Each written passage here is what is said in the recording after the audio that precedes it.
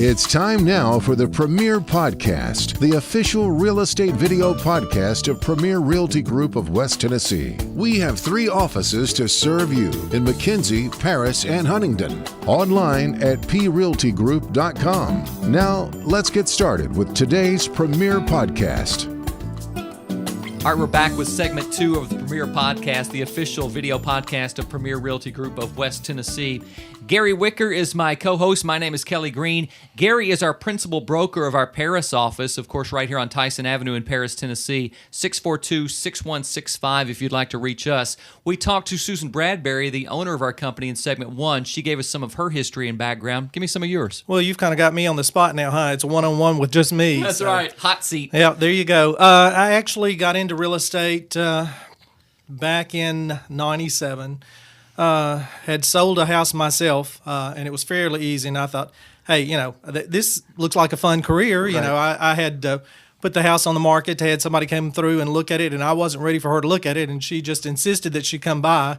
She had left an earnest money check at the house and said, it's good till midnight tonight. And I said, oh, okay, I better take her up on it. And I thought, well, this is easy, so I need to get into it. So looking back on it, that's something I'd never do again. Really? Yeah, not a for sale by owner. Knowing what I know now, anyway, as a real estate professional, there are requirements that we have to go through. There are also a stack of things that we have to obey as far as the real estate commission's rules and laws and such. And so there's just so much you don't understand as a FSBO. Mm-hmm. So I started looking into what it would take. Went through for affiliates, and I'm going to have to look at my notes, but for an affiliate broker, and we'll talk about affiliate and broker later, affiliate brokers are those that you see who we consider just agents. Mm-hmm. It takes a total of 90 hours to get your education in, and then you have to sit for the test. The test consists of 80 questions on the national portion of the test. You have to get 60 out of the 80. And then for the state, there's another 50 questions, and you have to get 38 out of 50 there. For the broker, you have to be in real estate for another 3 years, and then you have to get another 120 in education. So you see there's quite a bit of education that goes into it. It's not just one of those things where you just think today, I want to be a real estate agent. Hey, the Nashville market's hot. Let's go get, right. Let's go be an agent in Nashville and jump into it. It's not that easy. Is it rewarding? Yeah, I enjoy working with people, and I enjoy, as Susan talked about, helping people find that new home for them. So yeah, it's pretty interesting. I worked almost 3 years in Jackson. Let my license go at the time. I probably should have just retired then, but I let them go. So when I got back into real estate, I had to go back and do all of the education again, all the testing again, and then actually got my license back at that point. What was the story? And I know you've told me before about Susan offering you the job here in Paris. Oh, my gosh. This is hilarious. I was, of course, I would tell the story about my dad, but that will take a long time. Basically, I'll cut it down to the last few minutes. Dad was in ICU, and he had been there overnight. His ICU nurse had met Mother, but my sister, myself, and my wife came in, and he was talking about my sister. This is my daughter. She's worked for the state for so long, and this and that and the other. This is my daughter-in-law. She's a nurse, and she's been in nursing for so-and-so, so-and-so. And then she looks at me and says, this is my son, and he doesn't know what he wants to do when he grows up. So I've worked in several different industries. At the time, I was actually working for myself. I was doing video and audio production. Some of you may have seen me around at the Great Pretenders and some of the other things like that. We did the middle school melodies there in Huntingdon. Huntingdon, yep. I had my sister-in-law was actually looking for a house. Susan was her realtor at the time, and she always called us to go look with her. So my wife is the oldest of the 4 daughters, sisters, and she had called us to come look. Well, the house had like 7 acres, so I had wandered out to the back of the acreage, was looking around, and when I walked back up, Linda and her sister both had Susan cornered in the side of the patio saying, and you need to give Gary a job. And I'm going, oh, great. So I told Susan, I said, well, I used to work in real estate, enjoyed it, and I've been thinking about getting back into it. And so she said, what do you need to do? And I said, oh, I got to do it all again. So went through it, got my license back, and went to work for her. Where are we? 2018. I started working my license in 2013. I think I actually got them back 2014. So once your wife Linda cornered Susan, she had no choice but to hire you. Absolutely. So, that's how it worked. Now, you talk about the education and the hours that an agent and a broker puts in, which I think is a great reason, just because of the background, the education, the studying, and the knowledge that kind of sinks into your brain to become an agent or a broker. I think that's a great reason in and of itself not to for sale or not do FSBO, FSBO, for sale by owner. Right. Yeah, and that being said, there's another 16 hours that we have to do every 2 years to keep our license. There are brokers at this point who are grandfathered in. With things changing the way they are, and not to talk bad about any agent out there, but with things that are, fast as they are, the way they change, laws change, and yes, the state does a good job of getting those changes out to us.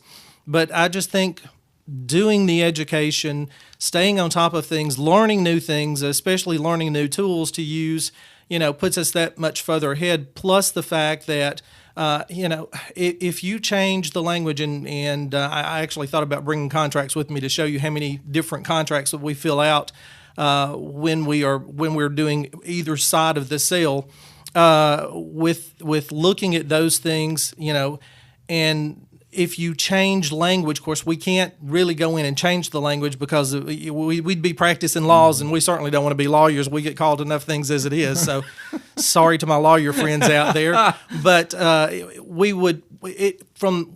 right now, we're required to keep contracts for 3 years. If we change anything, then that could cause us to have to keep those contracts for 7 years. Not to get off into the weed side of it again, but if you, if you deal with somebody and you do something shortcut or underhanded or whatever, or anything that goes against what laws are in place, we could end up in court, and we certainly don't want to do that. We could end up putting somebody in a house that they're not happy with, and of course our customers and our clients are our main focus to make sure that they get what they need to make an informed and the purchase that's going to make them happy with the house. We'll talk about what a buyer and or a seller should know when they approach us, when they know they want to sell, or they know they want to search for that dream home. What should they know, or what should we teach them? That's hard to do in the short amount of time that we're going to have, but right off the bat, to really think about doing a listing, the best thing is to give us a call and let us come out and do a listing presentation for you. And I'm going to get off on Zillow of the worlds, but Zillow will give you a zestimate as to what your house is worth. Those things are really only accurate if they're within a city block of a larger town, because our variables are so much. So it's better to have somebody come out, sit down with you, tell you what the market value of your house actually is, give you the reasons behind that, and then talk with you about what you think would be a good informed price for your house, listing price for your house.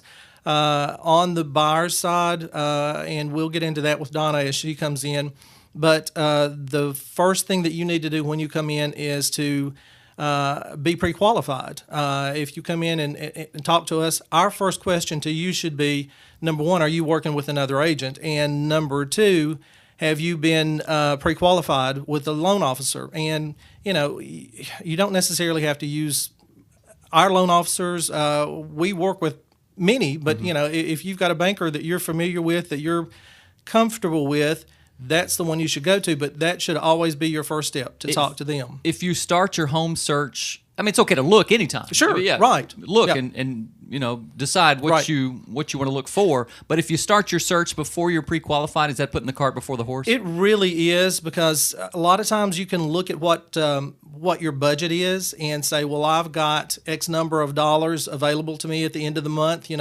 I can afford a house payment up to $500 or maybe $600 that I can do at the end of the month. So maybe I can buy a house that the payment's going to be that. There is so much more that goes into the loan process than just figuring out how much money is left at the end of the day or at the end of the month. So yes, you do need to go do the pre-qualification first. That does a couple of things. It say, for example, you've all seen Property Brothers where they take you out to the house that you just, it's just perfect house for you. It's exactly what you're looking for. It's done and everything. And they go, and the list price of this house is $1,200,000, yada, yada, yada. And they go, well, our budget's only $300,000. We can't afford this. So the case there may be that you actually do go out and look at some houses and you fall in love with one and come back and find out that you can't afford it. Right. What happens there is you get upset with us. You get upset with the loan officer when they tell you can't do that. And if you're pre-qualified on the front end, then you know what you're pre-qualified for, and you can stay. And you not only waste your time looking at all these other houses, but you're just totally disappointed at that point. It's kind of like buying a concert ticket before you attend the concert. You buy the ticket, then you go to the concert. Right. You wouldn't try to go to the concert without a ticket. Absolutely. That's right. true. Yep. All right, talk about the vision for the future, especially in West Tennessee. What do you see happening as far as the real estate market is concerned, say a year from now, 3 years from now, 5 years from now in this area? Oh, my gosh, that's so hard to predict. It depends so much on the economy as well, but we are in a good economy. I will say right now, for us in this market, and we referred to it with Susan earlier, we are in a seller's market, which means that seller can put their house out there and, it should not stay on the market for a long period of time. Now, that being said, the market determines the house as well, the price of the house. And we have seen over the last 6-8 months an influx of houses, because it is a seller's market, of houses that they want to price their house at the top of the market. But what happens there are a lot of those are houses that need updates. And if the buyers come in and buy it and want to update it, and they're looking at another, say for example, a house is worth $110,000, and we put it on the market for $110,000, and somebody comes in and looks at it and goes, well, it's going to need another $20,000 worth of updates to the house. What happens there is once they pay the price on the thing, and prices are negotiable, but still say it's sold for $106,000, they're still at the top of the market on what the market would bear on there. They put in another $20,000. Well, they're into it for $125,000, $126,000 at this point, but the value of the house is still only $110,000 because we sold it at the top of the market, or they bought at the top of the market there. That's the type of housing we're seeing right now. So what happens? Those houses tend to stay on the market for a long period of time, and for some, we're looking at 6 months, 12 months, and they're still out there on the market instead of turning over like you will see in other markets. So that's a concern with us, pricing the house correctly on the front end and making sure that the seller understands that. For the buyer, it's a combination of things. What can we afford, as we talked about? What are my long-term plans for being in the house? And how much value. How much is the house increasing in value from over a period of time? Am I going to be able to get my money back out of that? I've seen folks that for whatever reason had to turn around and sell within 2-3 years after buying a house, and not being able to get back what they've got into it because they bought at the top of the market. So those are things that you have to look out for. Long term, I think we're in a good place. We need good houses to sell. We just need to continue doing what we're doing and keeping an eye on the market, making sure that that we don't get oversaturated with houses that just sit there, because that looks bad on all of us. Yeah. Backtracking for just a moment, I'm not an agent. I haven't gone to school like you have, but to me, one of the toughest parts of your job, and I'm just throwing this out there, I may be completely off base, would be pricing that house. Right. Because the seller wants to sell quickly, but the seller also wants to make a lot of money. Right. So how do you kind of reach that compromise as to how to price the house? Honestly, sometimes you don't. Sometimes you just go with what the homeowner wants to price it at, and you have to make them understand that the house is probably your offers are probably gonna be a lot lower than what you've got into the price, what they think they ought to be able to get out of the house. Another thing that I tell homeowners, and this goes along with it too, is that once you put your house on the market, you have to realize that it's no longer your house, that at this point it is on the market, and the next person that's going to buy it is going to want to come in and do their things to it to make it their home at that point. So, and we can talk more about what to do and not to do once you've got it listed. But you have to start thinking in that vein of thought that this is no longer my house. What is it actually worth? Don't look at Zillow again and see what this estimate is, but what is it actually worth? And find some comparable house sales. That's what we do, and that's another reason why we're important as opposed to the for sale by owners, because we know the market, we know the values of the homes, and we can help price a house right. If you're okay with it sitting there for 12 months, hey, if you've got a price that you need to get out of it or want to get out of it, and you want it to sit there for 12 months, that's cool. Yeah. I don't mean that to be negative to say it's okay if it sits there for 12 months, because we all want to sell.